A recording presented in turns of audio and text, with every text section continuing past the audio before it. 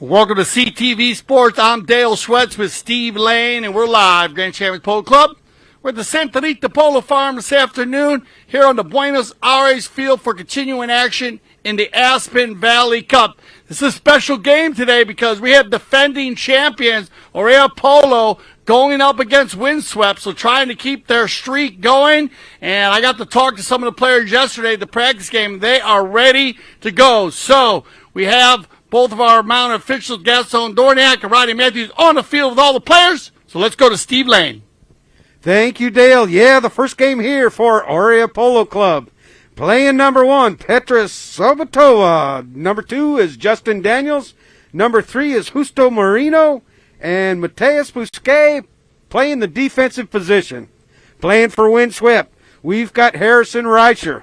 We have a handful of Merloses with Rufino Merlos playing number 2, Santos Merlos playing number 3, and Segundo Merlos playing the defensive position for the team in white. So, players just warming up their ponies one last time after waiting for our show to start. Umpire Roddy Matthews has them lined up, and the ball is on the ground and in play. And right now, here we go with Segundo Merlos out of that bowl in. Up to Rufino Merlos. Harrison Riker on the move right here. But so is Mateus Busquet going back to play back for Orea Polo team. A nice little back shot right there. And a play right here on the boards. And there is Santos Merlos and a quick whistle. And Dale, that didn't take long. Now, a big play out here right out of the bowl lane. And we talked about this team, this Windswept team. They were edged out of their first game against Dracarys. And if you remember that game, it was back and forth. It was one of the fastest games we've seen all season. Right across behind us here on the Aspen field at the Santa Rita Polo Farm, one of 4 fields that we have. We have the Penn field and the Santa Rita field also. You'll see those in your backdrops all day long where you see the beautiful barns to the north. Well, that's where the Penn field is and the Santa Rita field. So open goal penalty 2. Favor of Windswept, and they're going to pick up the high flag in the first goal today. Rufino Merlos showing that penalty 2 is no problem right there. So the first goal of the day, first goal of the game by Windswept, and as you mentioned, they were up and down the field the other day. Those Merloses just fly. They don't mess around with the ball. They hit and run and gun. You got to remember, Segundo and Santos are brothers, and they, of course, their father is Sebastian Merlos, is Savina, their mother, and then you have Rufino, whose father is Tincho, and Selena is his mama, and so he's the baby out of the Cousins, and he's taking all the penalty shots, Steve. You got to love that. Yes, he is. And right now, Santos Merlos on the move towards that south goal, trying to get it up to Harrison Reicher, and Ruffino comes in, rides the man off, and he's on a hitting spree right here and hitting that ball towards the goal, but just wide, unable to find that mark that counts. Yeah, they win both bowl-ins here right out of the beginning couple minutes of the chucker and get control. And if you watch our loudmouth game, against the Dundas 1 team yesterday or the other day, they won 17. They had like 17 knock-ins or bowl-ins they won, and they edged out the team by 1 goal, so it does make a big difference winning those bowl-ins. On the turn, picked up now by Orea. Justin Daniels right here looking over his shoulder for Petra, and Husto coming in there to create a defensive play, allowing Daniels to make a play, but it's stolen away by Santos Merlos. Merlos right here on the move across the field. He's got room to work, now working the near side, avoiding the hook, and we've got an umpire's whistle right there, and umpire Dorniak looking right down the line. Yeah, running and gunning there is Santos wearing the number 3 in the black helmet. I love the white and pink jerseys. Pretty cool looking jerseys. He just gets run across the field, and I guess he must fall across the right of way there on Steve O as he's coming back. Here it is right here. Oh yeah, Santos right there is going to come in front of those 2 players. So a little bit of bad luck there. Santos a little bit of a miss hit, I think, on his first shot. That pushed him to the left, too far to the left, and so they'll drop this ball for a penalty 5A. Now, issues with everything going towards the barns, as this field does run north and south, and they are hitting directly into the wind. Segundo Merlos puts the ball back in play, a dribble shot right here off the penalty line, and a shot downfield, but it's deflected off of a pony. Ruffino puts his pony in the way to block that shot, and it's coming back, and there is Petra up front, unable to get to it, and Windswept in white going to escort that ball right over the back line. So a missed opportunity right there for Orea Polo, and knock in by Windswept. So off the back line here, it will be Segundo Merlos to do the honors here in the blue helmet. So he hits downfield like this, and he gets them running pretty quick. Harrison Reicher right up front. However, it's going to be Orea player with a back shot right there, and that'll look like Justin Daniels with an offside tail shot, but it's picked up once again by Windswept. Windswept right there. Santos Merlos sent it across the field to Ruffino Merlos. Ruffino working the offside, avoiding the hook of Segundo Merlos. Ruffino coming back, loses that ball temporarily. And now comes in Husto. That ball up against the boards, going to turn his pony back around, trying to get it going the other way. Has to allow a defensive player to clear. Now sending a little pass right down the boards, trying to find a teammate over there, but we've got too much angle on the right-off, and we'll have an umpire's whistle. Yeah, Monty Musquet right here, the number 4. He's going to get too much angle right there, blocking the right-of-way. And a pretty easy call right here for our mounted officials and for our CTV Sports viewers, as that's right here in front of us. Now, it is 3:54 on the clock, and they're talking about the courtesy change, but I think they might go ahead a little bit longer. I think they're going to go ahead and play it a little bit longer. Why not play this one out? And if I was the Windswept team, I'd go ahead and play this penalty 5 out here, Steve, because you are going towards your horses, and you'll get one more run on these horses, and then give you the ability either to go back to center, or you'll be able to defend the knock-in. So here comes Segundo. Merlos right here, tapping it across the field, and now sets a line drive right down the field, and that ball is on the field so far. Can Reicher get to it in time? And no, that ball over the back line, and now we will have our courtesy horse change. And hence what we talked about, and that just shows you how well we're dialed in with our professional umpires that are working today, and our international umpires working from Argentina and Great Britain, and Gaston Dorniak and Roddy Matthews. They've been handling all of the ACLs. They also will be working with, a larger group of umpires, Steve, that you'll be managing this season. That'll be working all of the polos when we jumped up into the 12, 16, 22, and 26 goal polo, the World Polo League, on its 5th season. So this is going to be a lot of fun having the World Polo League ready to go and having such great players, great four-legged athletes on the field. Only 26 goal polo played in North America. top players in the world coming out with the top ponies in the world. And we've got 6 top umpires in the world as well. You're number 7, Dale, and from what I heard yesterday, with you umpiring in a practice game, that maybe you'll be out in the saddle and Gaston Dorniak over here on the mic. That's what I hear.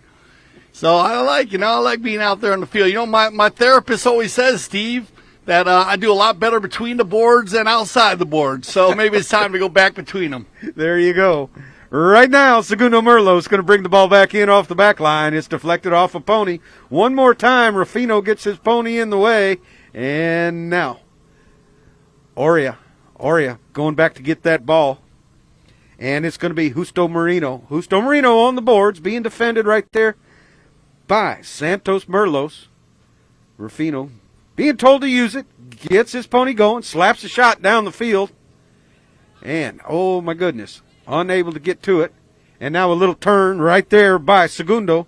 Segundo Merlos now releases that ball downfield, headed towards the goal, trying to find Riker. Merlos picks up his own shot, being ridden off right there. And the ball just wide again. So one more time, Orea Polo will have a knock-in. Yeah, got his windswept team Pepper in the goal down here on the south end. And remember, it's going to be a lot easier today running towards the Miami goal, that south goal with the wind at your back. It always makes things a lot easier. Slows the game down a bit when you're running with the ball with the wind in your face. So we'll see if they can get it out past the 80-yard line. But this windswept team has been very, very strong. So once again, Merlos bringing the ball back towards the center, and a sword fight in there, a little bit of duel. And it looks like Santos Merlos is going to win that duel. Followed up once again by Segundo. Segundo taken out. Petra coming in there for a hook on the offside. And now a shot on goal one more time. But that ball not able to reach the back line. Coming in there, and it looked like a weird bumper write-off right there. So I'm not sure if we had a whistle on that play or not, Dale. It remains to be seen. Well, Mel's in the air, and everybody, like you said, yesterday you said you throw a washcloth over a few of them. They were so close. And we've seen some strong defense by most of the teams here in the 8 goal. And as you know me, I'm a big believer in defense wins championships.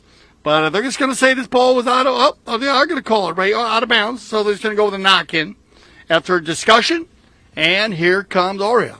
Segundo Merlos puts the ball back in play.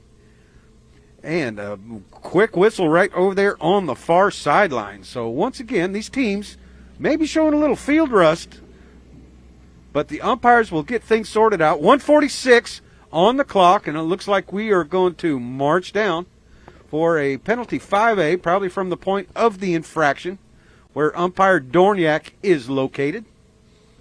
And that's going to be set up here by Segundo Merlos. So Segundo's going to go ahead and tee this one up. Now his brother Santos is going to come in and take a look at it. So it looks like they're giving all the short penalties today to Rufino, and they're giving it to Santos Merlos now. Santos with a line drive towards goal, and then once again, that ball not in the direction they wanted, so off to the left-hand side. So, golly, shot after goal after goal. We've got some interesting stats coming up. Now, I'm telling you what, I can't wait to see the stats. Remember, tune in at halftime. And we'll go through all the stats, and, man, they have been, the numbers don't lie, as we say, on the rise. It's going to be Petra. Saratoga right here coming in, and now it's going to be Santos Merlos turning things back around. Justo Marino in there as well. Justo. And Merlos looking for somebody to hit to. That play broken up right there by Justo Marino. And now working the offside, now the near side. Told to leave it. Justin Daniels following up the play. Justin taking the ball to the right-hand side, and here comes Rufino Merlos. Backed up right here by Segundo Merlos. Oh, excuse me, nope, that was Mateus Biscay. And now it is Rufino Merlos trying to get around. He's been playing a great number one. These Merloses, they play well together. And the next shot out of there trying to break things up, and now open offside back shot right here. Petra jumps on the line, but so does Santos Merlos right here. Santos Merlos on the roll.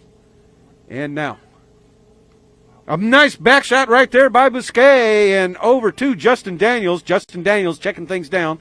Gets the line and the right away. Trying to hit it up. 2 and a whistle on the play, and that's going to end the first chukker of play. Right here, we've got 5 more to go with a score of 1-0 for the windswept team. Stay with us. We'll be right back after this short break in the action on CTV Sports. Foot golf is a kind of life, and also it's a combination about golf and football.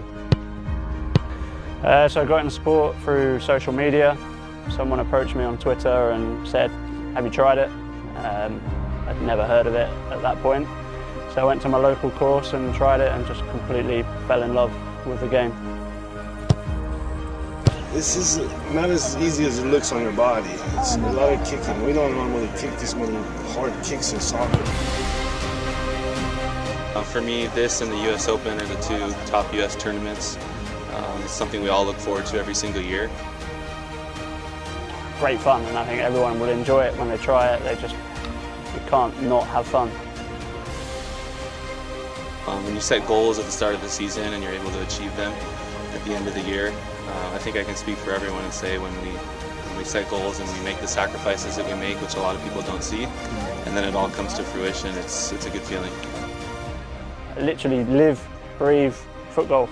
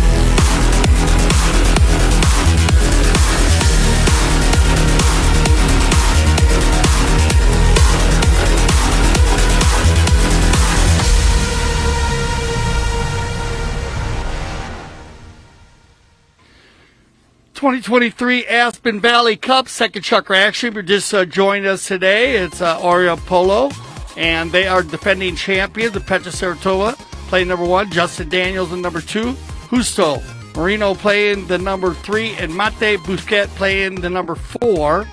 And I keep an eye on them. A little difficult to actually pick the players out today with some of their numbers on their back.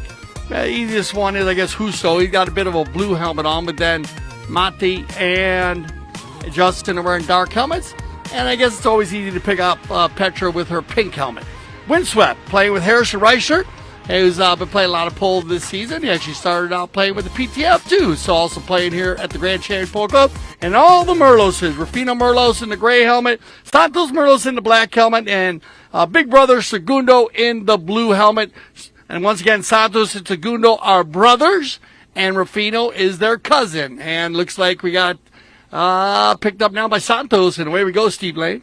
Merlos on the ball right here, sending Segundo down the field, trying to reach him, but unable to do so. And Justin Daniels going to come in there breaking things up momentarily. So we've got a whistle on the play, and little shading right away violation right there when Justin was going for that back shot. So we'll have a penalty 5-8 from the spot. So a score of 1-0, 7:05 on the clock. And looks like Busquet will do the honors for Orea Polo in pink. Having a quick chat right there with Justo Marino. And Mate Busquet winds up and sends a bomb down the field. About 135-yard shot right there. But Segundo Merlos coming back. Santos turning quickly on it, but the first to go to it is going to be Rufino Merlos. Rufino with a back shot towards goal, trying to get something going here. Once again, Merlos this time decides to do a next shot and taking that ball off the doorstep for the Orea Polo team. And now over to the boards. It's going to be Justo Marino. Marino waiting for a window to hit through. Justin Daniels up front. Justin Daniels breaking through there with a shot on goal, and just narrowly missing that post. So off to the left-hand side, and this time, Dale, the chucker has flipped around, and now Orea Polo shooting towards goal. Yeah, as you said, I don't know, we have to check the stats at halftime, but Windswept, they shot on goal a good 5, 6 times. At least, I mean, Orea team took at least 7 or 8 knock-ins, so we'll see if they can get that rhythm going again, as they were dominating the first chucker, and now shoes on the other foot, as you said, and now looking good here is Santos looking for, well, looks like Rufino, and it's going to be Harrison. Reicher right out front, taking the ball towards goal, being followed by Petra Sarvatova, and Harrison Reicher is going to finish and complete the play. Well, you can say it coast to coast like butter and toast, and a great run there. They take it from the knock-in, and Steve and I were just talking about that they couldn't get it past center field this second chucker, but this is the way you get it done. 3 different individuals involved. It starts out with Segundo, then Santos finds Harrison Reicher on the gray pony, and he gets a lot done on this gray 4-legged athlete. Harrison at full speed, a beautiful attempt, and then a very strong finish by this young Polo star. Umpire Roddy Matthews bowls the ball on the ground and hard back into the lineup of players, and who's coming through there? None other than Justin Daniels, and now Bousquet with a long shot downfield, and that ball, what a nice approach shot. Nobody home, and Rufino's there, but its ball is going to trickle right on through. What a shot. Wow, we were talking about how far that Matthew Bousquet just hit into the wind. He hit one about 120 into the wind. Now he comes out, wins the bowl in, and hits one from 130 with the wind.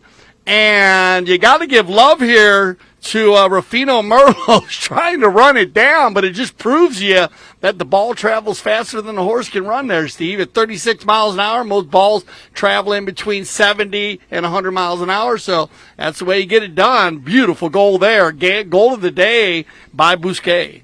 And a quick whistle right out of the bowl in, and we'll see what the umpires call, and it looks like we might have had a little bit of a sandwich right there.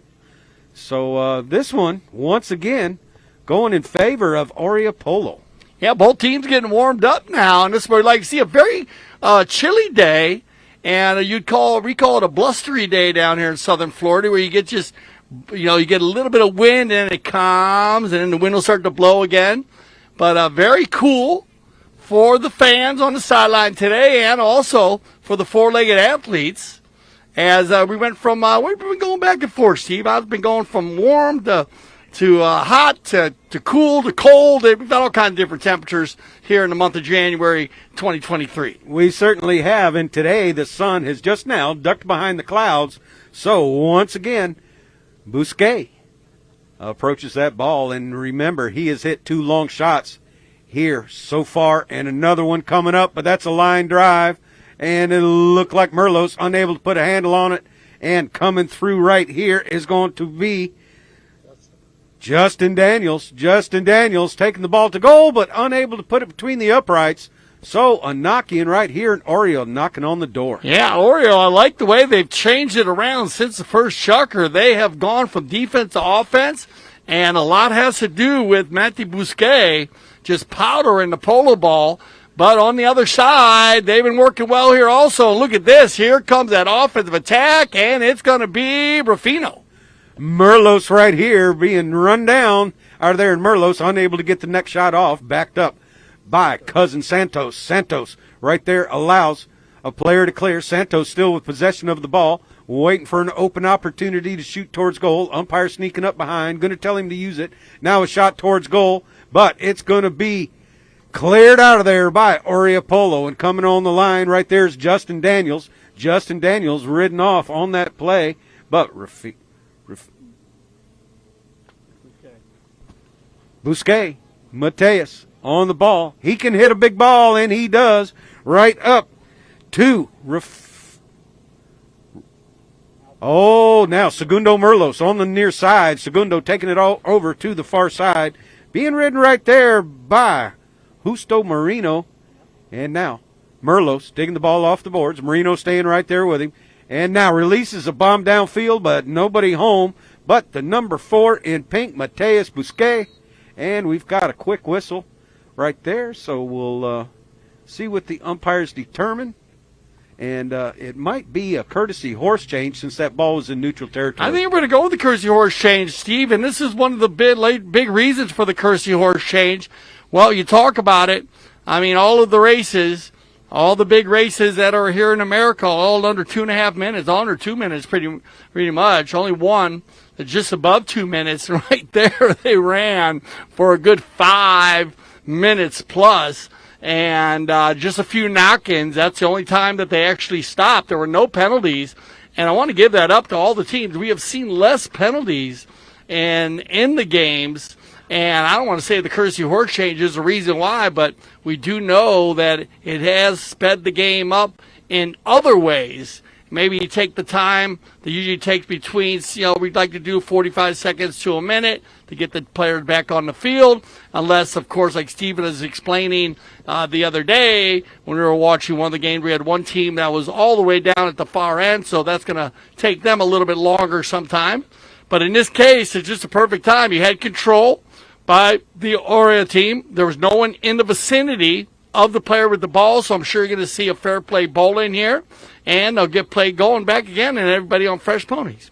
Yeah, 2:11 on the clock right here. All players quickly changing mounts, headed back to the field, and we've got 4 pinks, 3 whites, waiting on one more windswept player. And here comes Harrison Reicher, the last to join the party. And we'll put this ball back in play. And, Mateus Busquet has proved he can hit a long ball. And Segundo Merlos come back and answered that with a knock-in. Yeah, I'm telling you what, both of them at the number 4 positions, they both powered the polo ball. They hit him so deep. And that's how they line these teams up. And that's why I mentioned earlier that our 8-goal polo was looking more like 12 to 14-goal polo early in the season. On the steal right here is going to be Santos. Merlos right there met a player and steals that ball, and now it is Rufino sending that ball straight down the field. Harrison Reicher getting to it on the near side, hits the ball forward across the field, trying to take it back towards center, being followed up right here by Justin Daniels. Justin Daniels going to turn the ball back towards the inside, ridden off there by Rufino. Rufino picks his pocket, and now a quick whistle on the play. So apparently the umpires might not have liked that write-off right there. Well, they get the ball back down, and both teams, they said, they've opened up their offense, which has been great. I'm excited to see how this third chucker goes because remember, both teams, they were shooting a goal a lot and missing, and then they brought that together in the second chucker. Defense has been pretty sound by both teams up to this point. Once again, very interested to see the stats. With such a low-scoring game, I think we're going to see a lot of shots on goal and based on that, and a lot of knock-ins by both teams. But here's going to be the open goal, and it's going to be Rufino. Merlos puts that one on through, a penalty too, so his second goal of the day, both on penalty twos with 1:22 on the clock. So umpire Roddy Matthews bringing him back for the bowl-in. Yeah, Rufino on one goal, getting MVP over at the National Polo Center, playing for LaFay. And so congratulations to Rufy being such a young player. He scored 4 goals in that game for 1 goal to get most valuable player his first tournament out. That's a hell of an achievement, so well done. Here we are, Busquet. Busquet working that ball down the field, trying to stay just ahead of Harrison Reicher and getting around Santos Merlos. And now Busquet squirts out front, sending the ball down to Petra. Petra ahead of Rufino right here. Can she drag it in? Petra with a shot on goal, and yes, Petra is on the scoreboard for Orea. Yeah, and I got to tell you, yesterday in the practice game, she was playing with Juan Bellini. Juan was getting after her, saying, "Come on, Petra, get out there and practice." And she gets on a couple horses that are super, super fast. And I mean, when she gets out in front, what are you going to do? You got to play her for the miss, and she's not going to miss right there. She puts that one in, puts her team within 1 goal. So we got a great match going on here. After our second chucker, 3-2 after 2. Stay with us. We'll be back for our third chucker of the 2023 Aspen Valley Cup.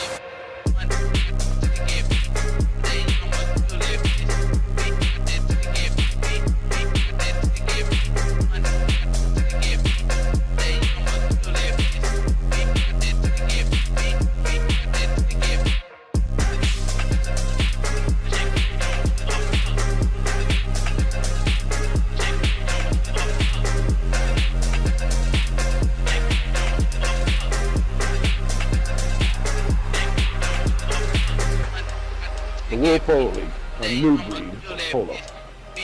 All right, so of course we're talking about, the elephant in the room, and that's Petra Saratova scoring the goal right at the end of 30 seconds. Sarah, and she's one of the one ladies playing here in our men's and all of our league play with the men on her Orea team, defending champion. She's, one of four ladies playing. You have Hope Ariano, Sarah Siegel-Magnus, and Mia Cambiaso. And so it's nice to see the ladies, and they have been on fire lately. And last year, they won in 8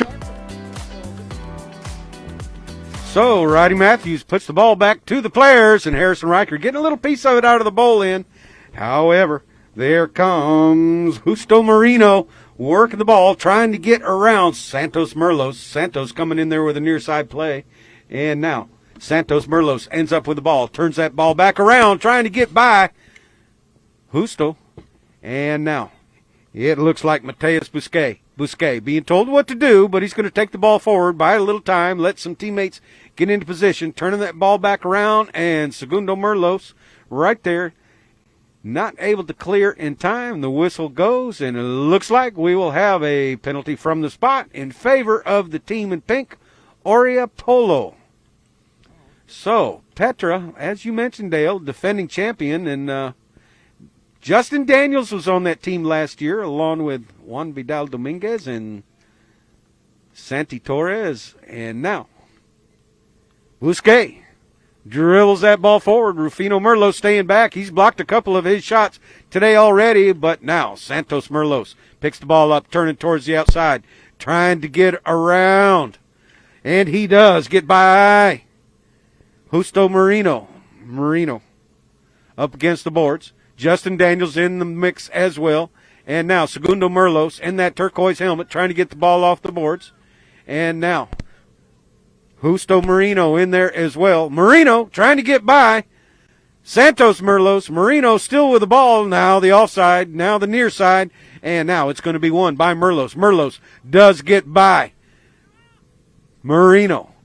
Santos Merlos right here just staying a couple of steps ahead of Rufino Merlos. Santos Merlos with a long shot downfield, but he's put it on the near side. But, look at this coming through. Rufino Merlos not wasting any time. Rides the man off, takes the man out, scores the goal, and 4-2. And that's why they call him the Rufinator, because when he gets in there and puts the man on his hip, he's a solid player.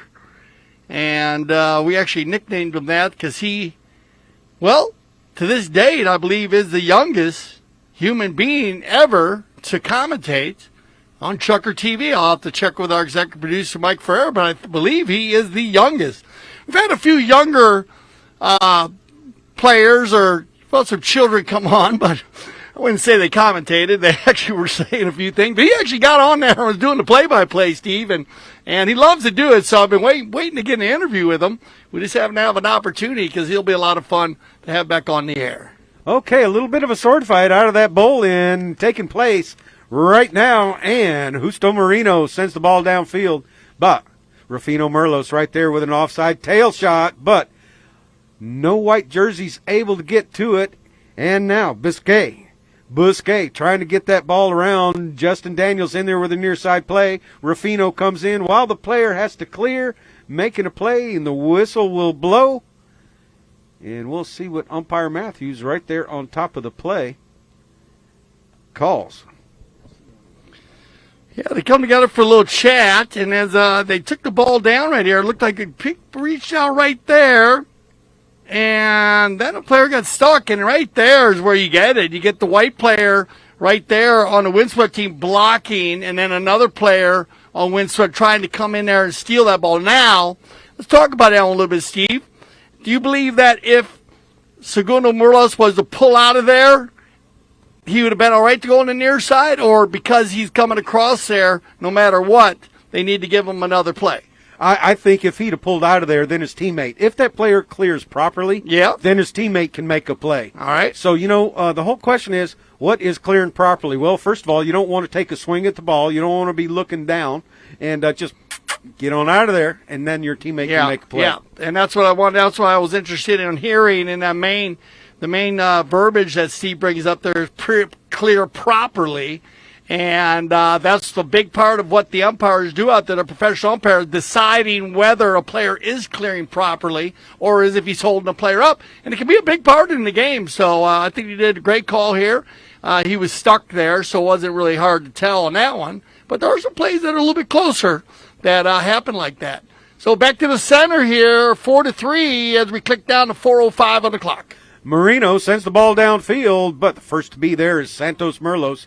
And now Rufino comes together with Justin Daniels. Rufino with a near side back shot. Doesn't get all of it. Daniels turns on the ball, taking it forward. And now Rufino comes in there, unable to get the hook on Daniels. And Daniels working that ball forward. Now with a nice shot downfield. But who is back? None other than Segundo Merlos. No, excuse me, that's Santos Merlos. Santos Merlos turning that ball back around. Trying to get by Justin Daniels. Rufino up front, going for the open territory where he can get a pass and a nice ride-off right there by Busquet. Matty Busquet with a shot on goal, sending that ball towards the field. Can Santos Merlos get there before it crosses the back line? And the answer is yes. And now Busquet once again picks up the loose ball, hits it forward towards the goal, and everybody down there, the high flag, but also a whistle at the same time. So we'll see which team drew the umpire's whistle right there, whether it's going to be a goal or whether it'll be a penalty 5A. A great series of plays here. Let's just go back to where you have the ride-off with two players. But here we are right here. A player kicks the ball, and another player comes in front. So I think they might go ahead and take the goal away there. They might have had the foul before. Yeah, there was a pink player over there, so the white player had to pull out. Yeah, when he went in there when he kicked the ball, right? Yeah, so therefore White was unable to defend and clear that ball out of the goal mouth. Right, so. but you can go to continuation goal if you wanted here, but they're going to go ahead and have a penalty too. 5A. Oh, 5A. Yeah, a 5A on it. Yeah. Pink fouled on that play, 1 meeting 2 yeah, there. Pink mean there. Well, I saw the white player kicking the ball, and I'm like, well, the player kicking the ball. What's he doing in there? But that series of plays, though, I was going to bring up was not only a ride-off by Busquet stealing the ball from Rufino, then he shoots the ball, but then great heads-up play here by 4-goal player. He sneaks around to the far right side and actually blocks that ball that Santos Merlos cleared out. And on the clear out, that was that's where Busquet picks the ball back up and goes for the goal, and then they all came together And we had a goal go through, and then we had a foul on the play, and now we're going to have a courtesy change. It's got a lot going on here with 3:08 on the clock here in our third chucker. Remember to stay with us for our stats, which we'll have exactly after the third chucker of play. Some of our highlights here in 2023, the Sterling Cup, the $50,000 National 12 goal, Seabrook Memorial, and the John T. Oxley Memorial. We love you, John. $100,000 World Cup tournament. It's a unique tournament, 0 to 40. And then usually a winner-take-all single elimination tournament. And all kinds of special events, the World Polo League, Pride, and don't forget about Sunset Chuckers and Cocktails. That's Steve's favorite tournament of the season. And I'm not sure if it's for the sunset or it's for the cocktails, but either or. Sometimes it's a great sunset by having a cocktail. Yes, so well, we always have a special cocktail, too, which I love. They always have a signature cocktail for that day. And that was actually brought together for the Polo School. And we have our Director of Operations sitting down here with us today, Juan Bellini. And if you want to get involved in the Polo School, you can also get in touch with Cale Newman, our Director of Operations at the club, manager, and they'll get you all lined up. The Polo School is in effect at the moment, so come on and learn how to play the game of polo. Bousquet unable to connect with that near side back shot. However, Santos Merlos does, and he's got Harrison Reicher way well downfield. Reicher has plenty of time to stop, check, turn around, which he does. He brings that ball back towards the center just a little bit. That ball's still on the field, and now a sword fight and a whistle is going to blow right there. So a little bit far away, Dale, to tell what happened there. Maybe the ball was over the back line, not quite sure. But Reicher going a little bit too fast to get that ball back. And there is, okay, we've got a player getting hit with a mallet on that back shot there by Justo Marino. So we're just going to have a little injury player. We don't have anything, Steve. Do you have anything? Yeah, I got dangerous use of mallet again. All right, so they'll go ahead, and this is a good opportunity to go ahead and use the technology.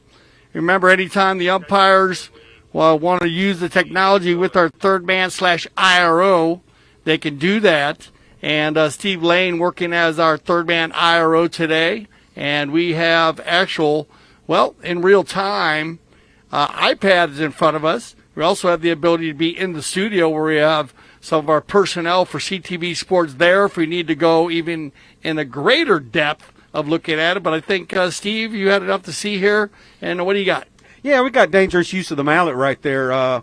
One of the Orea players went for a back shot, and he had a windswept player on his near side, and after the follow-through, that mallet came over and hit the windswept player in the back, causing an injury timeout. So here we're going to have a penalty too. So just dangerous use of the mallet, accident. But you know what? Most fouls are not done on purpose. And if you're riding down the road and you rear end somebody, it's an accident. But you know what? You're still going to get a ticket. Yeah, you got it. Perfect. And you call it a trigger also because remember, anytime on the field when two four-legged athletes or two-legged athletes come together on a play that the umpires are not sure of, they can go to the technology and the cameras and see if they see anything they don't see. And when I say technology, I mean the center cam, the end zone cams, and of course the drone. Use all of those angles to make a more high profession call. And Steve Lane, I think he made a great one there, Bill. Well done. And the umpires were dead on that, boy. They were right on it quickly to go ahead and get your outlook to help them make a better call. On the bowling right here, and 5-3 as we click down to 155, and it's going to be controlled and held by Bousquet. Matty Bousquet trying to head towards the south end. He shanks that ball off to the left-hand side a little bit. Great contact, and it looks like Merlos is going to watch that ball go over the back line. They're going to regroup, coming forward, a score of 5-3, 134 on the clock. So we'll have a knock-in right here by Windswept and Merlos and Company. So right now, Segundo Merlos bringing the ball back in, trying to get around Justin Daniels, and a lofting shot over there to Santos Merlos. Santos Merlos working the ball forward. He's got two players downfield, but they are both marked up pretty well, and in comes Justo Marino working that ball over towards the far boards. Rufino's going to stay right there with him. They come together, going to rub knee pads, and Merlot's trying to get around Rufino. Rufino with a shot. He's got Cousin Santos breaking downfield, and now he releases the ball. Santos able to get back over to it on his offside. Going to bring it back in behind Busquet. And now Santos Merlos breaks out front, headed towards goal. Santos Merlos, just a little couple of shots and able to put it right between the uprights. So they will go ahead by 3, the largest lead here today by 3. And Dale, here comes our first horn. And we've got some stats coming up for you here at halftime. So don't leave us. We'll wait for the players to get off the field. This is the first game for the Orea Polo teams. And this is game number 5. We have 7 games in this tournament. We've got our semifinals at 11 o'clock, or excuse me, 2 more games to play at 11 o'clock and 3 o'clock on Wednesday. And right now we'll turn it over to Dale Schwetz, who's got some interesting numbers for us. Thank you, Steve, as always. And we were ready for these. This is what I wanted to see. Well, you know the score, Windswept here, 6-3. But shots on goal, and this becomes a huge play in the game of polo. It's 11 shots compared to 7 shots. So that was a big difference after the first chucker as the Orea team started to get it going in here. But on the knock-ins, the Orea team knocked in 5 times, and the Windswept team knocked in 4 times. So higher percentage shooting from the Orea team, but then they're losing by 3 goals. So that's there's going to be a difference here. They also win 6 bowl-ins, and only 3 bowl-ins won by the Windswept team. So that's pretty interesting that they're losing by 3 goals and actually winning 3 more bowl-ins than the actual Windswept team. So that's good. But this is also where it changes. Fouls committed. 6 fouls were committed by the Orea team, and 4 fouls were committed by the Windswept team. And penalties scored, it didn't help out as much because the Windswept team, they scored 2, and they scored both from the 30-yard line, and Orea scored 1 from the 30-yard line. So just interesting stats there. They just the way they work out, you would think it'd be a little bit closer score, but sometimes that's just the way the numbers read. So I hope you enjoyed our stats over halftime. Remember, we'll be bringing you the stats at the end of the game also to compare from our first half. So enjoy the rest of our halftime, and we'll be back here for the 2023 Aspen Valley Cup.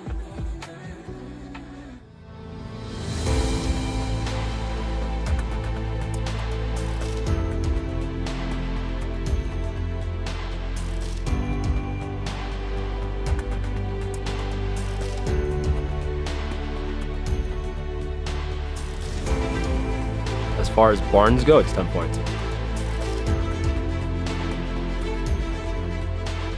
The weather, the scenic views are unbelievable. To be up here in the mountains in this weather, I don't think you have many choices nicer than this.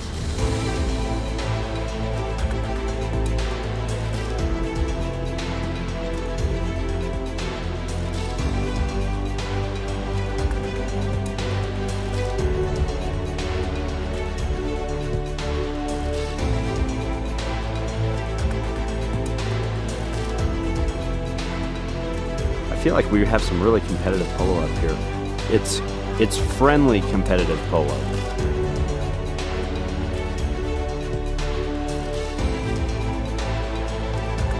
The place is amazing. Good polo fields, good players, good horses, so it's a good experience. It's really good.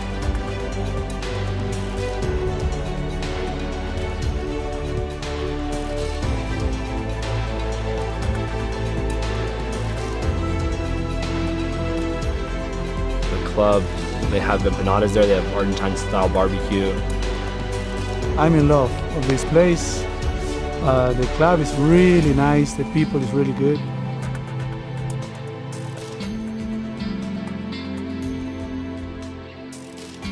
At least what I can see is that is an amazing place to be playing polo with the family and with good friends, enjoying, and the weather is great. I can't complain at all. There's so much to do up here, and people are great, and there's some of the best polo in the country up there.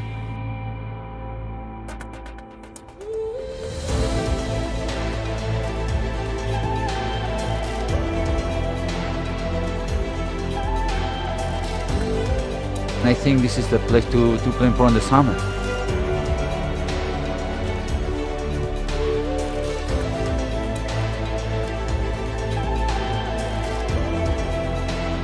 It's as good as it gets for summer polo.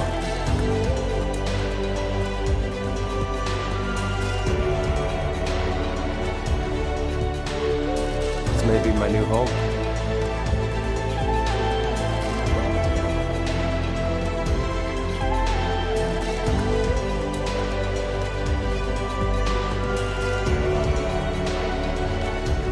As soon as our child is old enough, she's going to be in their polo school.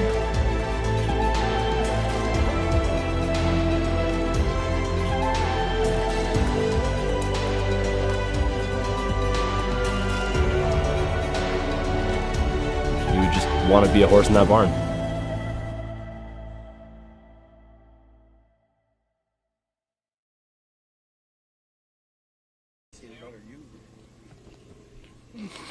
Welcome back, everybody, for our second half action of the 2023 Aspen Valley Cup. Orea against Windswept.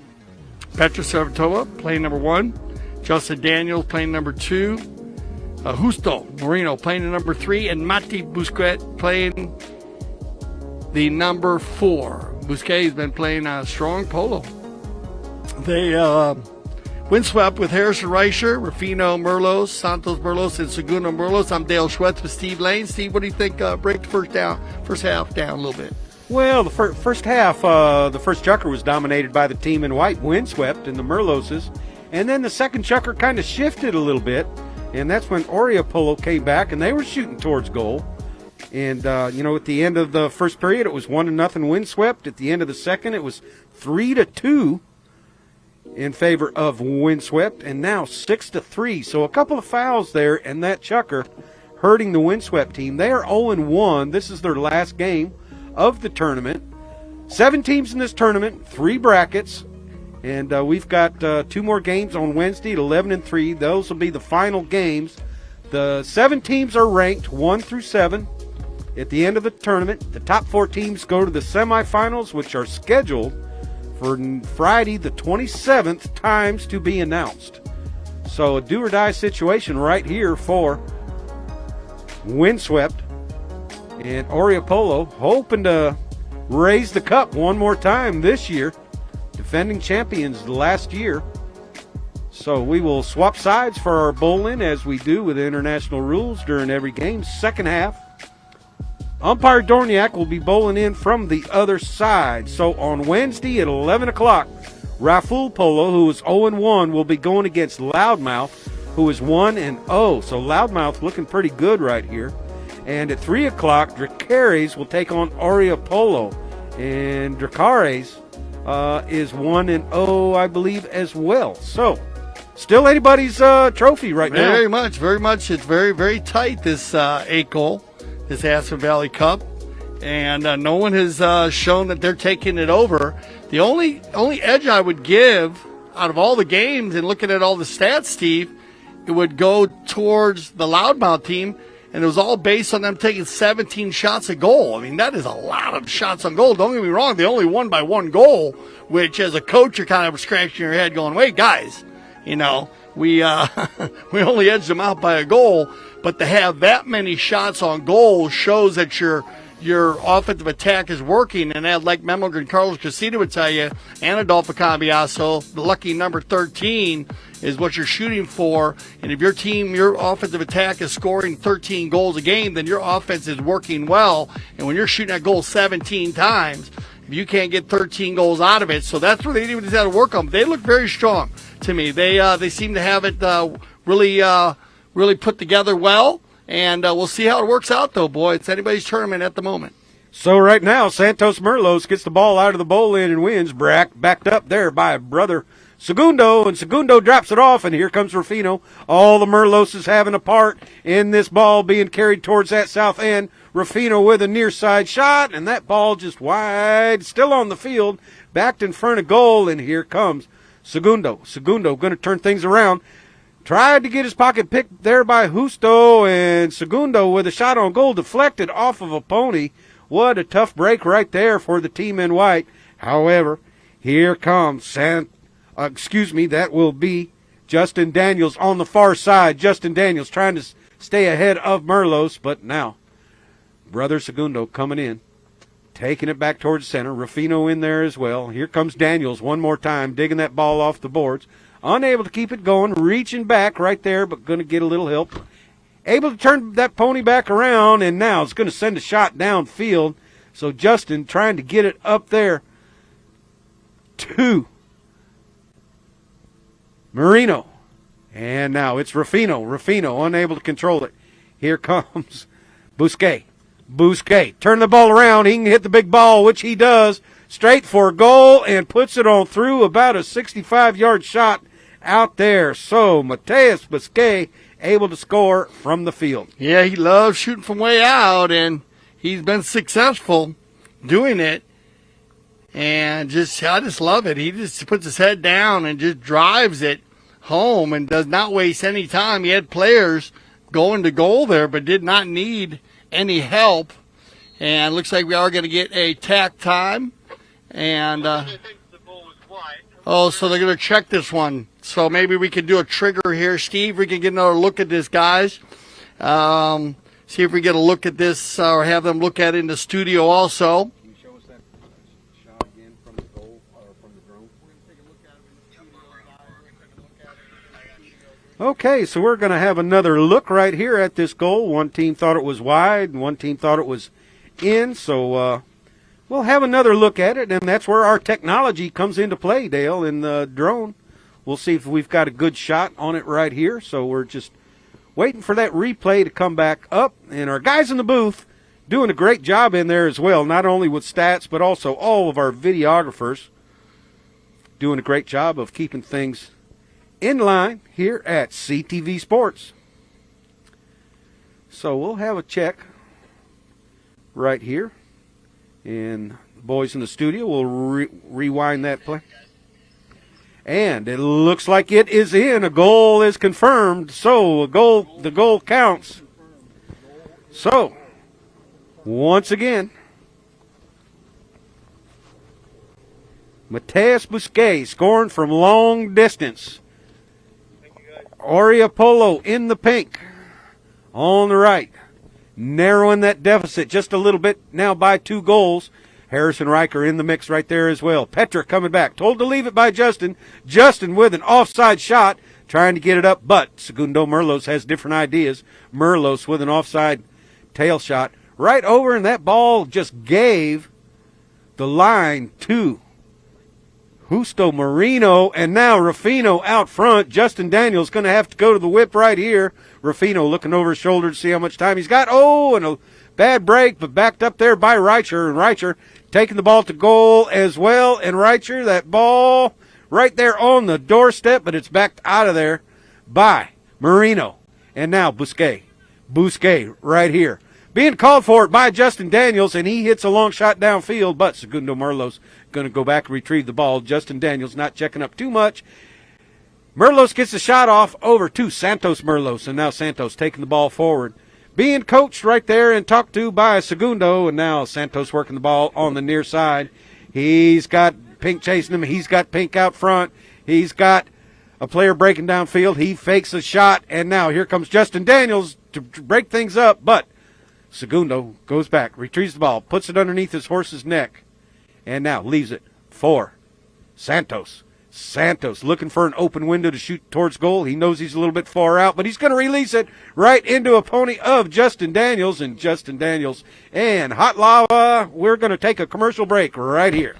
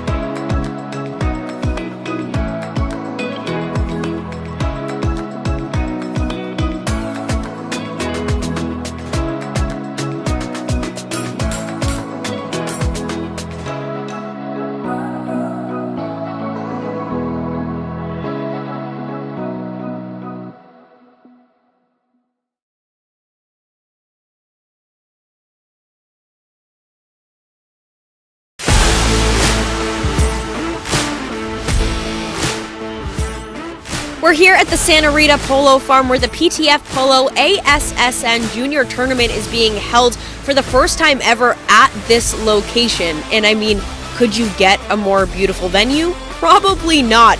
The tournament includes players of all ages, starting with the youngest at just 2 years old and the oldest at 20 years old. So you've got all ages, all skill levels, and a whole lot of fun. Let's go check it out.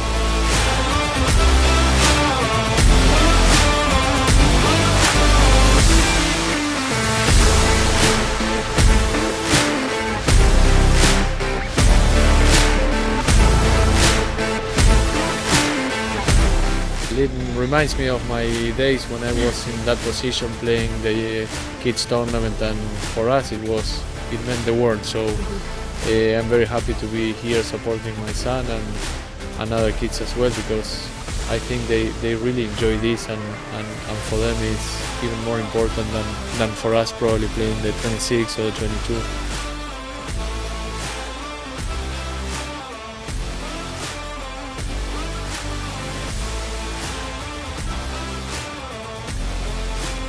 Well, that's a wrap on the PTF Polo ASSN Juniors Tournament at the Santa Rita Polo Farm. So much incredible talent coming up through the ranks. The future is certainly bright for the sport of polo. Now, for more information on the PTF, head to polotraining.org. And of course, head to Chucker TV for all of our awesome content, including full game broadcasts.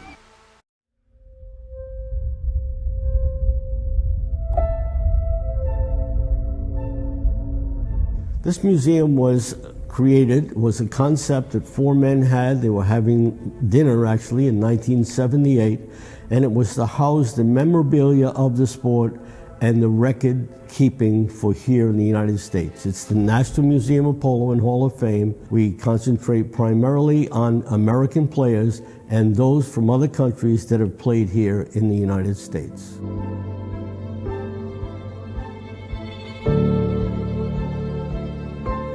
When you're here at the museum, I would love for you to look at the Frederick Remington bronze. It's a 1904. It depicts a fairly violent crash where one player is on the ground and the other two seem to be continuing on for the play. That depicts a little bit of the strength of the horses and the physical part of the game. When you're here at the museum, there is a mallet display which tells the story of the making of the mallets. Most people think that the mallet shaft is bamboo. It's cane. The difference being bamboo is hollow and cane is solid. The horse part of this sport, it's felt that the horse is 80 to 90% of the game and the rider's ability to make that horse perform. So the thing that's been constant for 2,500 years is the horse, and without the horse, there is no game. One of my favorites is the United States Open Championship. It depicts a chalice, which actually is a tureen, and three horses supporting it. Chalice is to celebrate the game, and the horses are the strength of the game. We feel that the chalice shows the strength and the past, the present, and the future of the game.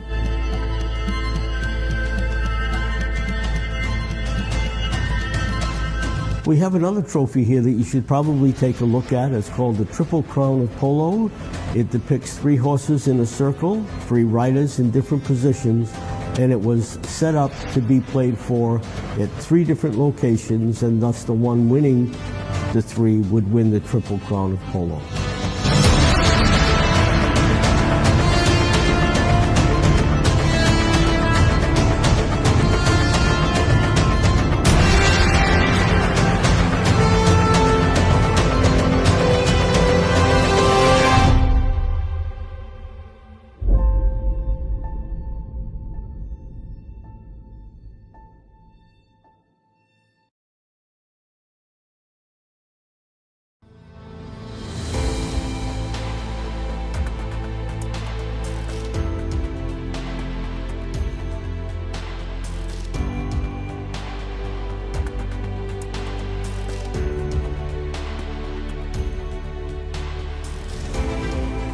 As far as barns go, it's 10 points.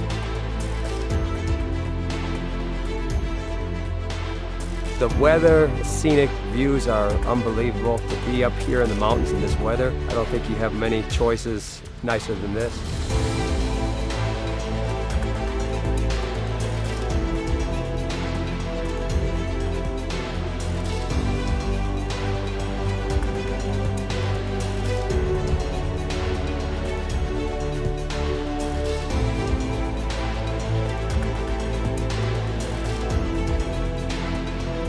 I feel like we have some really competitive polo up here. It's friendly competitive polo.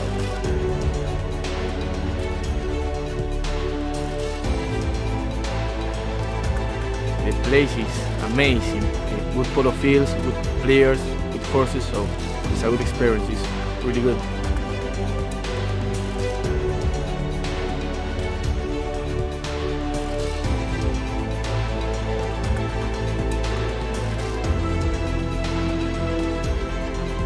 Club. They have empanadas there. They have Argentine-style barbecue. I'm in love with this place. The club is really nice. The people is really good.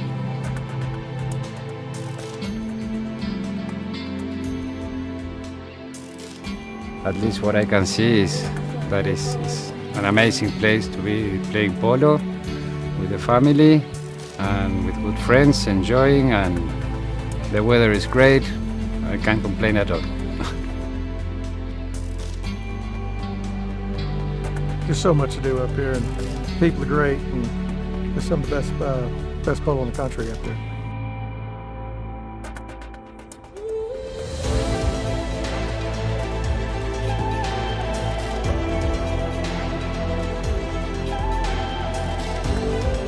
I think this is the place to play for in the summer.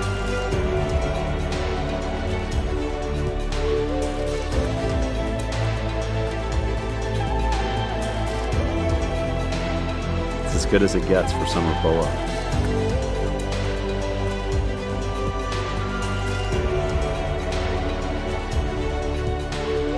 This may be my new home.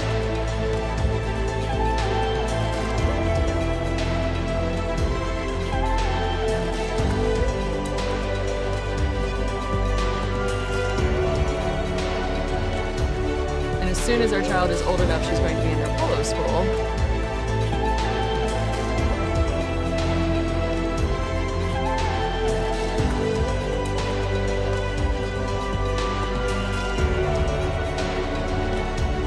You just want to be a horse in that barn.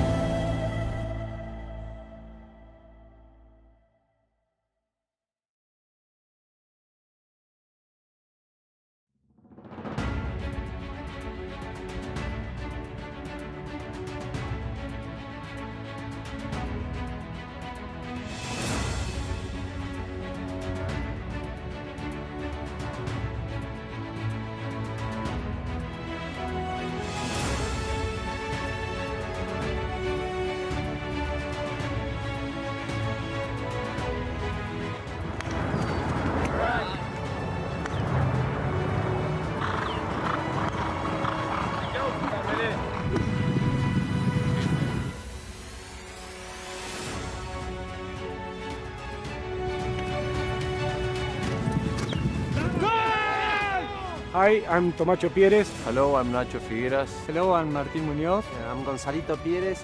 I'm Alejandro Novillo Estrada. Hello, I'm Nacho Novillo Estrada. I make goals and here back in Aspen.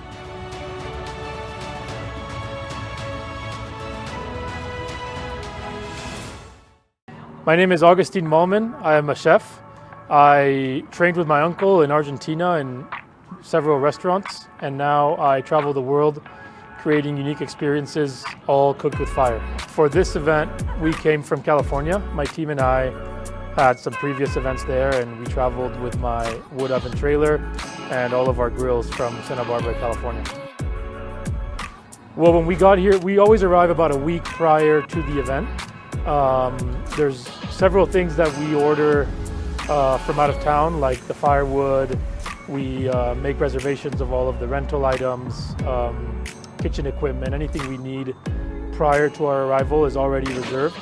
And then once we arrive into town, we'll source out whatever products are on the menu, like fish, red meats, fruit, vegetable, anything that we need specifically for that menu that we chose, we will source it once we get in town.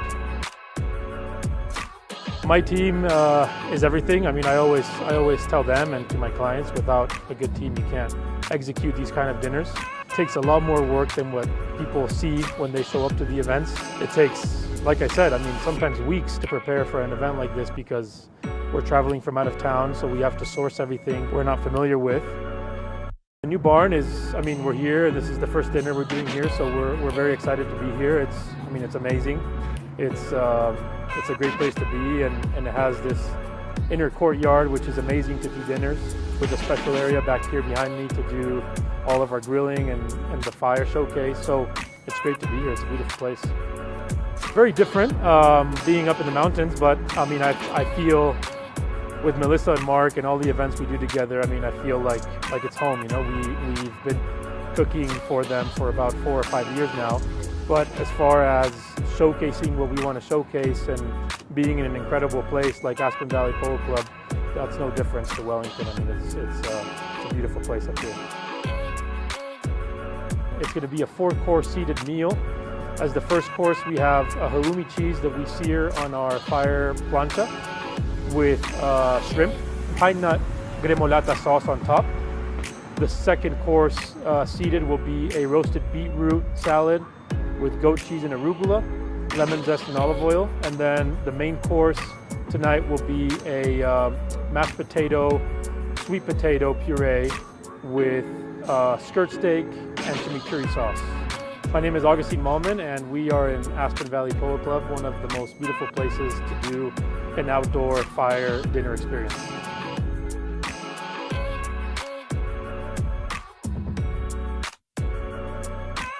So welcome back here. 4:02 on the clock. Dale Sweat, Steve Lane, 4 chucker action, and 6-4. So still very close. And if you could tell by our halftime stats, it was a lot closer than Steve and I thought it was. We were actually scratching our head like, wow, how close it is. But just a little break in the action there. Looks like we have all of our players okay. And checked out a few of our 4-legged athletes and 2 of our players. And the players are all good and been evaluated by the mounted officials, and everyone was fine. And our paramedics, we want to thank them for being right on top of the scene. And so away we go here as a very close match in the 4 chucker. Bousquet sends the ball downfield. Rufino Merlos going back with an open offside back shot, looking for cousin Segundo, and Segundo right here being ridden there by Bousquet and Merlos right here. Now going to take a deep neck shot, unable to connect with that neck shot. Justin Daniels picks up the loose ball, turns it towards the outside, followed up there by Justo Marino, and now a shot downfield, and Rufino once again up there to turn that ball back towards the inside, and now releases a shot over to looking for Riker, but unable to get it there, and Bousquet can't quite get there, but Justo Marino does. Marino coming in there with a shot and quickly coming on back and flying by, and a whistle. We are going to have a foul right there as Segundo Merlos comes for the ball, and the umpire points towards the ground, headed the other way. Yeah, well, if you look at it, it looks like them come together. We're going to get a better look right here. They come together, and it looks to me like the pink's late there. So I like this. I don't know. You got them back to the ball. I like the call to get in favor of the white.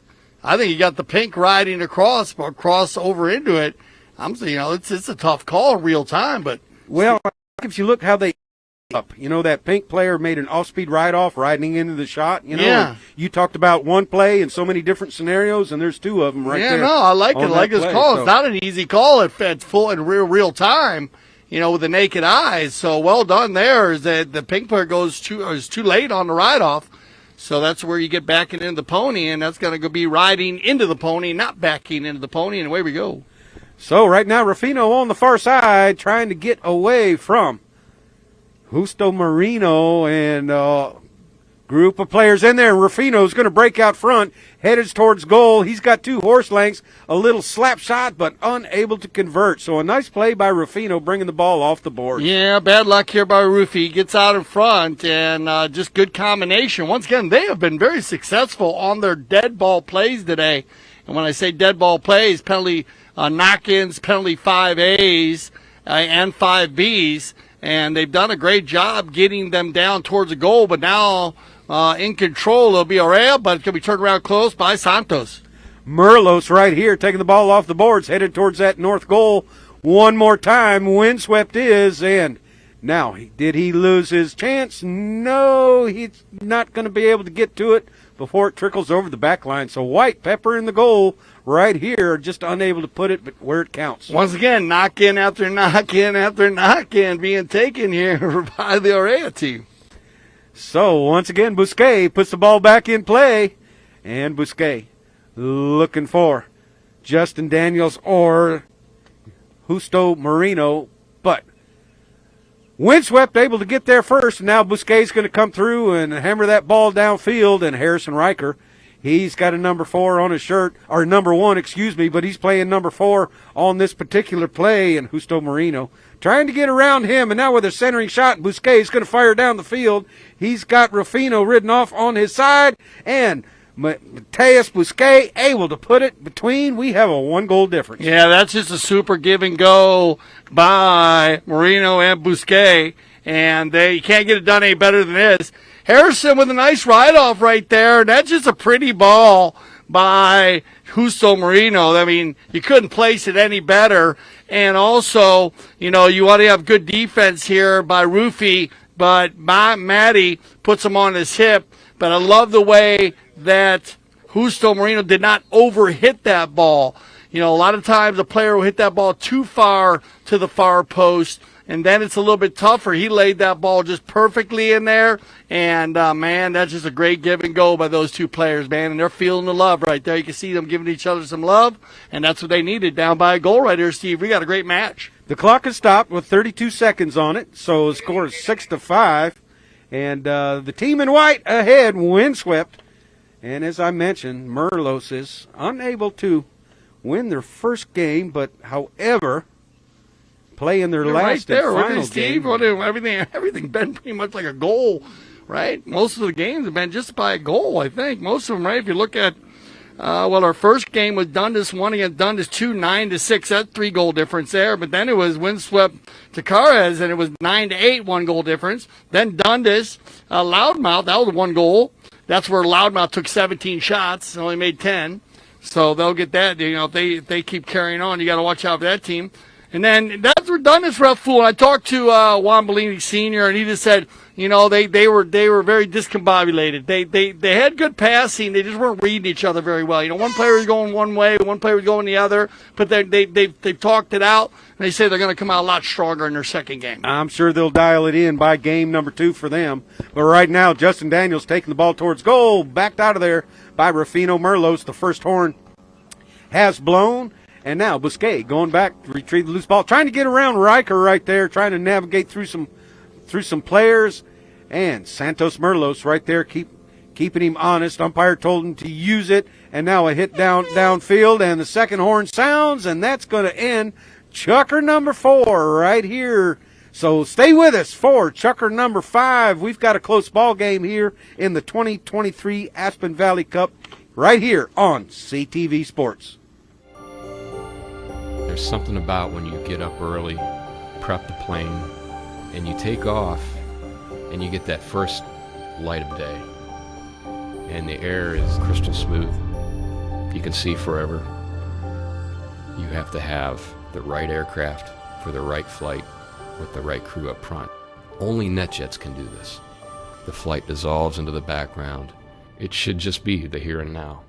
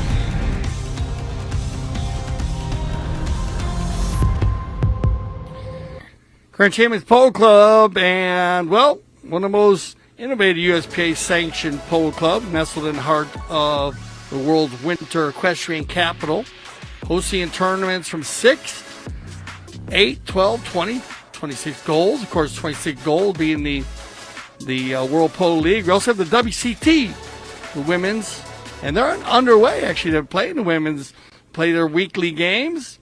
Of course, the World Polo League, 26 goals. And don't remember all the special events that happen here at the Grand Champions Polo Club of Santa Rita Polo Farm. And you can always stay on the hotline or check all of our schedulings on our website, gcpolo.com. On the fifth chucker, we got a match here, 6-5, and this is the closest that the Orea team has been all day, and it looks like to me like they got momentum, Steve. They certainly do, and it looks like Justo Marino headed towards goal, hit it off to the right-hand side, and that allowed a white jersey player to come in there and make a play.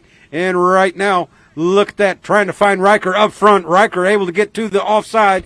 Petra not giving him any quarter right here. Petra in hot pursuit. Riker letting that ball settle, able to get back to it.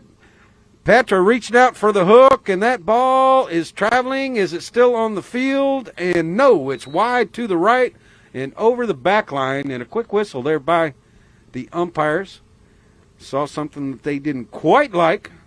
So wide to the right-hand side. And it looks like it's going to be a penalty 6, safety, off to the left-hand side. And right here we get a close look at the replay. And coming through, that ball backed out of there by Mateus Busquet and over the back line. So hitting the ball over the back line they're defending will bring out the penalty 6. 60-yard shot, slight angle to the left-hand side. And it looks like Santos Merlos. 4 goals right here on the move, approaching the ball.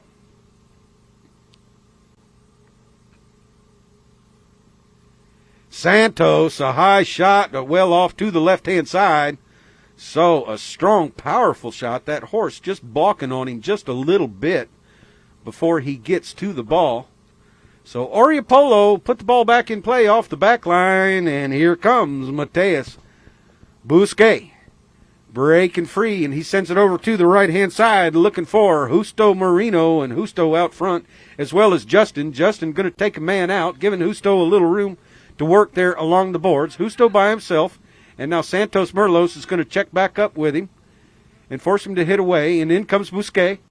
Busquet says, take the man, and Marino says, hit it, and it looks like Marino's got some wide open field right here. Rufino Merlos coming in to ride him off, and a neck shot into the pony's front legs, and it looks like Segundo Merlos with a back shot. Now Justin Daniels coming into play right here. Look at Merlos going towards goal. He's got 2 pink shirts out front. And here is Rufino. Rufino taking the ball towards goal, and we've got a tie ball game right here, 6 apiece. Yeah, that's a great equalizer there as Justo Marino. And just good defense by everybody. They converge on Santos on the boards. Lovely back shot, but turned around quickly. And Justin, I always say he's very cheap at 2 goals, Justin Daniels. He hits right to the mallet of Justo Marino on the move, and they were lined out there.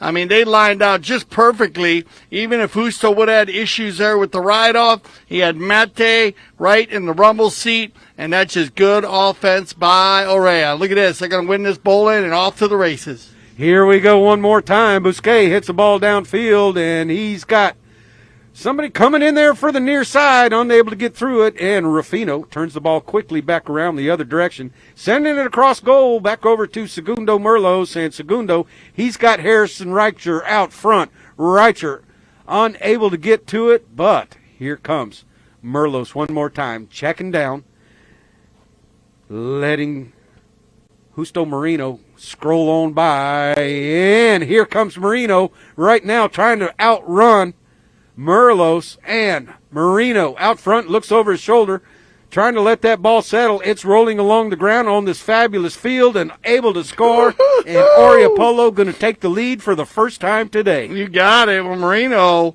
going to pick up 2 for 2 here, and you need to give love to this little chestnut pony because this little horse, they got it done early in the chucker when he made the little scamper play around everybody, and now he gets around there, and Santos and him, they turned at the same time, but this little chestnut with the bald face just pins her ears back, and she gets going, and man, she can mortally fly. And that just gave him the confidence to get out in front. And he knew the courtesy change was coming up, so it was perfect timing to kind of go the speed stick there and get out in front. And look at this. First lead of the day will go in favor of Orea Polo. And this is what they want. It was 1-0 after the first chukker, Windswept Farm. 2-3-2 after the second chukker, Windswept Farm. 6-4 at halftime, Windswept Farm. And then they still kept the lead after the fourth chukker, and it was 6-5. But you could just see, we were talking about it, Steve and I, we thought they had the momentum coming out of the fifth chukker, and or the fourth chukker, and they definitely do have the momentum at the moment, leading by a goal with 3:37 on the clock. So, after the courtesy horse change, we'll come back to center for a bowl-in on the far side of the field. Umpires blowing their whistle to get things going. As we mentioned, Dale, the sun has hidden behind the clouds, so it's not a bright, sunny day right here. But you know what? And there's our sunset. What a beautiful view right there by our guys in the studio. Juan Bellini just rode by on his bike and said, man, I think it's time for sunset chuckers and cocktails. There you go. That's on Tuesday, Juan, not Monday. You know that. But look at this. It's going to be a pickup here, and Justin on the move. Daniels all alone out front. Checks down, letting that ball stay to the ground, and Justin Daniels taking the ball from the bowl-in right out front, and now a 2-goal lead for Orea Polo. Wow. You want to get mounted up? Well, this team, Orea, has come out very strong on some very fast, powerful four-legged athletes here in the fifth chukker, and it had made a difference, outscoring the Windswept team here in the second half by 4 unanswered goals. 1 unanswered goal in the fourth, 3 unanswered goals in the fifth. Yeah, Windswept unable to score here in the second half so far, but it looks like Rufino Merlos has different ideas. He's going to be ridden off there by Busquet. Busquet with an offside shot, but it's in to Segundo Merlos. Merlos picking up the loose ball in a sword fight over there with Marino. Marino's going to win, taking the ball back underneath his horse's neck. Over there on the far side on the boards, going to check down, rake that ball off. He's got Petra in the center. He hits a shot parallel down along the boards, but it's going to be Santos Merlos right there. Santos being backed up by Rufino. Santos does get by one pink jersey, leaves it now and sends a shot downfield looking for Harrison Reicher. Reicher riding off Petra Servatova. Reicher trying to bring that ball back towards the center, unable to do so, and Justin Daniels going to turn it back and send a shot down towards center, looking here for Busquet. Busquet and Rufino riding each other off. Rufino being told what to do by Segundo. A hook out of there by Reicher and Rufino. And now here comes Segundo. Now Rufino with a tail shot over here to us. This is non-stop playing action. And now Santos Merlos. Santos Merlos trying to get by Justo. Justo quickly turns back around, picks up the loose ball, and now he's got a tough challenge to come right here. He's got Santos breathing down his neck. He's got Segundo up front. Look at the breakaway there by Busquet. Here comes Santos. Also Segundo going back, but Santos able to get there first with a nice open back shot on the offside. Rufino reads the play very well, unable to pick the ball up on the near side. And now Justo. Justo trying to get around Harrison Reicher. And now it looks like that's going to be Segundo Merlos in there with a back shot. No whistle. Mallet's in the air. And Justo with a back shot out of there over to Busquet. And Busquet checks down, lets Reicher go by, and able to work that ball right on in. So a 3-goal lead right here by Bousquet and Orea Polo. Who's still picking that one up again, or is that Bousquet? That was Bousquet. Bousquet, so Bousquet picking up one, and wow, mix it up well here as Justo gets it going with 2 quick goals in the beginning of the chukker. Justin comes out after the Kersey change on fresh legs, and we see a lot of goals scored after the Kersey change, be it on a knock-in dead ball play or bowling. And well done, Justin. And then Maddie finishing it off, and everybody on Orea scoring goals. Watch out for this team. They are looking good going into the 6th chukker with a 3-goal lead. Steve Lane. Let's see if they can keep the energy going. If I know the windswept team, they are going to be down there being coached by one of their 10-goal fathers, and they'll come back very strong. So a lot of polo to be played here. Stay with us. We'll be back for our 6th and final chukker, Aspen Valley Cup 2023.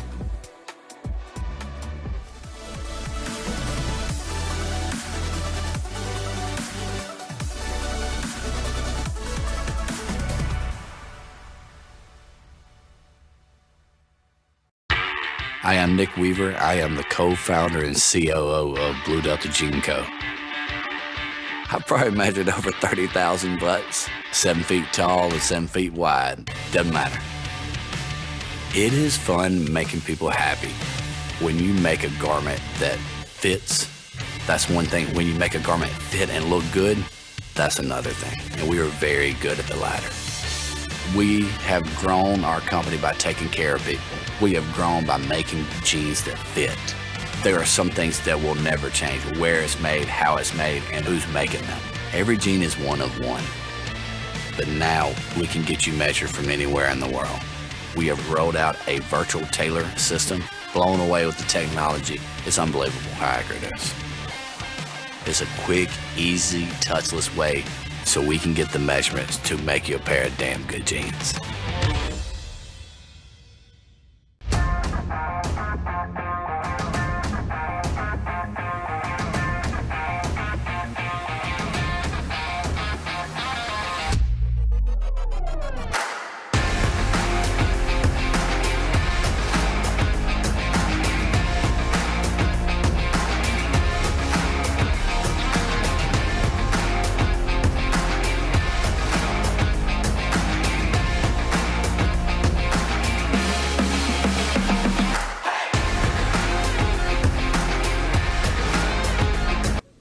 Well, here we go. Away we go. 6th chukker action as the sun is setting here for this 6th chukker.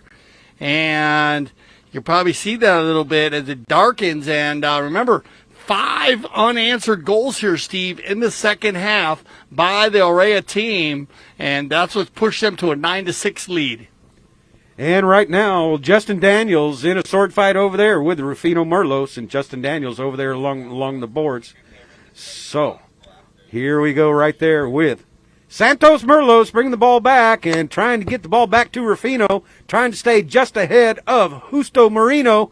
And look at this, Santos Merlos getting out front, able to flip the ball with a little back shot right on through the goal.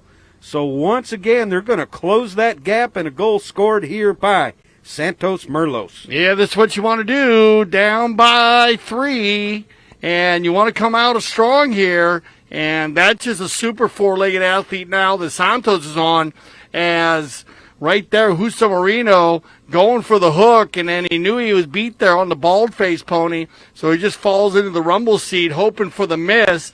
But Santos, very strong, running the goal and getting a lot of energy from his team, his group over there.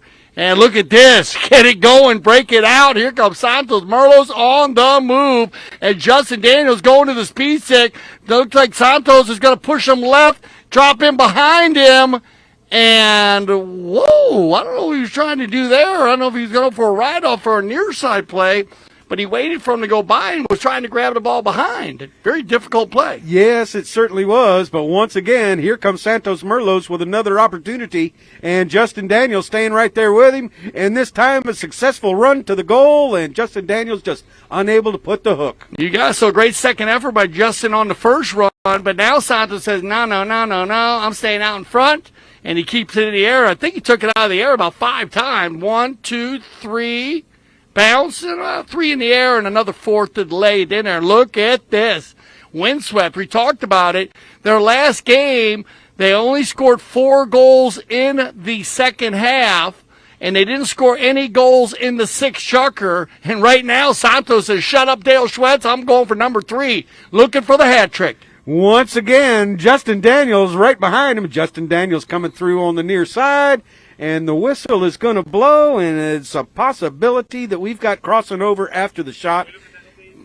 And, Dale, I like the way the umpires have been consistent on these.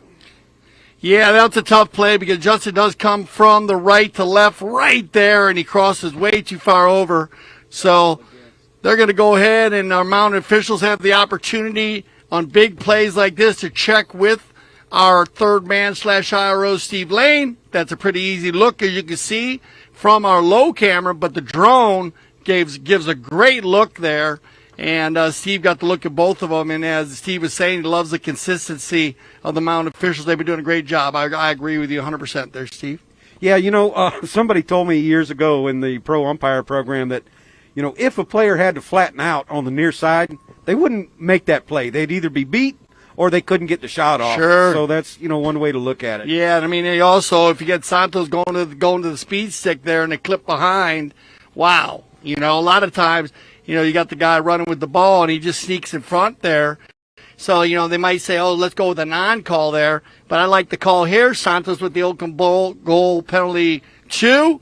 And look at this. Santos Merlo's on fire here in the sixth chukker. Santos just carrying the load, and they mounted him up, and his brothers and cousins, they all knew it, and Reicher. They said, get the ball to Santos, let him play with it, and he has been fabulous with the polo ball here in the sixth chukker. His third goal of the sixth chukker, 2 from the field and 1 right there drawing the foul and drawing that penalty number 2. So we are all tied up with 4:12 on the clock right here. And now Orea on the attack, and there is Bousquet. Bousquet going down the field, trying to get by Santos Merlo. No, that's Justin Daniels. Justin Daniels with a cut shot. That ball remains on the field. Now backed once again by Daniels. Over in front of the goal, and the ball still on the field. Coming in there is Justo, and now Matty Bousquet shoots at goal and scores. Wow, what an angle he had, waiting for that window to open so he can shoot a successful shot. 10-9 in favor of Orea Polo. Woo, man, they needed that one, Steve. As they come back here so strong, you're going to get the shot right there. And again, Matty, very, very disciplined and composed when he stops with the ball. This is a nice play here by Justo, too. Pushes the player out of the way. That opens the door for Matty. And then Matty makes sure he takes his time there because he just needs to lay that ball in the right spot. And a fabulous shot there by Bousquet. And more importantly, the opportunity to put his team up by 1 goal with 3:14 to be exact. And that's going to send us to our final courtesy change of the day. So now, what 4-legged athletes come out to finish this one off, as this is as tight of a game as we've seen. And with 3:14 on the clock, both teams are knocking on that door for 13 goals, Steve. They have been scoring goals. But what a difference here this second half has been. Like I said, it looked like Windswept was on their way, 6 goals in the first half, on their way to, to get to that 12, 13 goals. And then in the fourth and fifth chukker, it was just all Orea. And now it's been a battle as Windswept came out. And, man, they came out on fire. Santos Merlos getting the breakaway plays, but a great shot by Bousquet to put them up by 1. And now here we go. Back to live action and a quick whistle out of the bowl in. And Dale, I might add, 4 goals scored in this chukker before the courtesy horse change. Wow. So, yeah. You know what? If the second half is anything like the first half, we've got a heck of a chukker coming Woo, on. Man, I'm telling you, you said it. This has been just crazy. It's going to be that'll be Santos' 4th goal of the day. He actually had one goal in the third chukker and everything else in the sixth chukker. So, Rufino Merlos just getting out front there and a little right-of-way violation right here. Justin Daniels teeing up the ball. So, actually, that is Bousquet. Both of them have white leg wraps on their ponies now. Yeah, good luck with that. Yeah, looking into the sun. Yeah, we like a challenge, don't we? Yeah, we like a challenge. They said the sun is setting here at the Santanita Polo Farm, and it is a beautiful place to watch the sunset, I must say. And but it's going to drop down, just perfect timing here for the last 2 minutes of this shucker. For Steve and I, anyways, you always get a good look on CTV Sports. And here we go. Matty hitting 130 again. Bousquet puts it right down in front, coming on through. Wow, Justo Marino finishing things off, so they'll go up by 2 right here. 11-9, and they desperately needed that. First game here for Orea Polo, but it's a do-or-die situation for Windswept. Yeah, Justo with his 4th goal of the day, 1 from the penalty line in the 3rd chucker, 2 in the 5th chucker. But we have seen this same play right here earlier, and this play is definitely a set play on a dead ball play. Matty Bousquet hits the big ball, Justo Marino with the finish. And now, Merlos, Rufino, unable to get it off the boards. Marino comes in there with a back shot. And now, here we go. Windswept trying to get something done here in the 6th chucker. A back shot out of there by Daniels, but going back to get that loose ball is Santos Merlos. Merlos, he's got Bousquet right there and a write-off right there, but the whistle's going to blow, and I think they are going to call an open goal in favor of the team in white. Windswept, which would put them 1 goal behind with 1:56 on the clock. No foul on that play.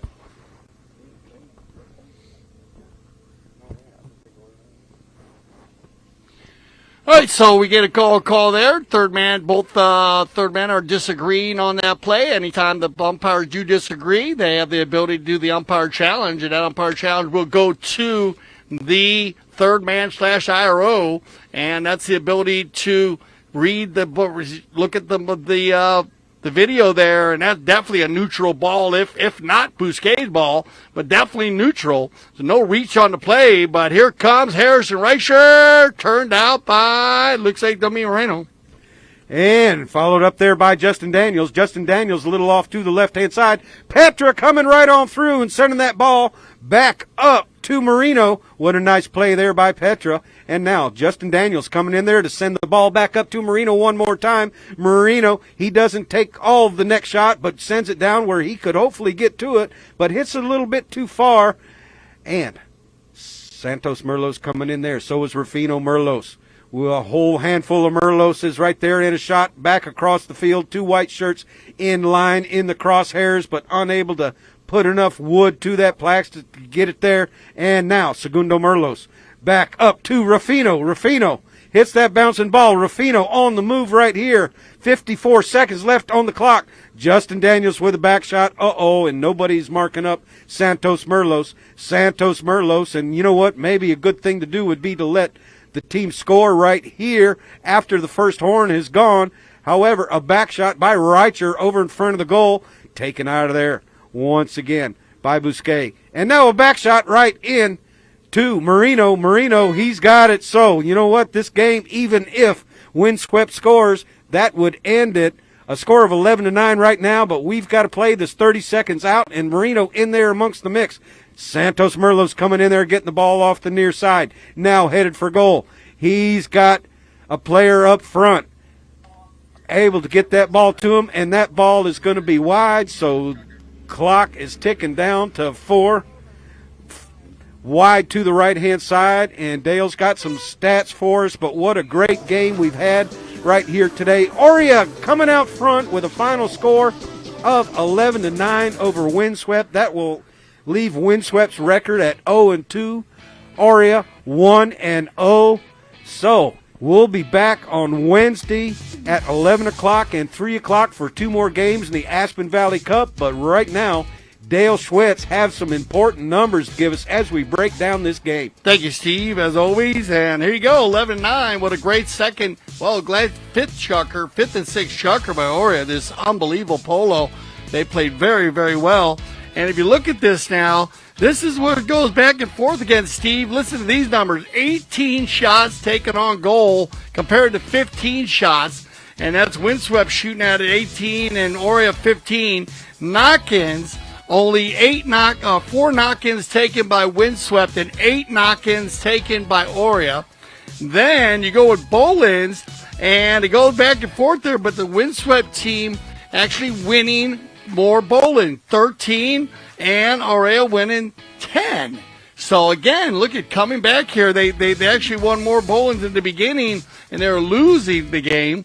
But then they just brought it back into 6 sharp fouls committed, and this is where they got to clean it up a little bit. Orea, they had 8 fouls committed, 5 committed by the Windswept team, and the penalties scored though only 1 by Orea, and 4 were scored by Windswept. So out of the 8 penalties that they had, they scored 4 of them, and those are all 30-yard open goals. So that's somewhere where Orea, they need just to clean that up a little bit.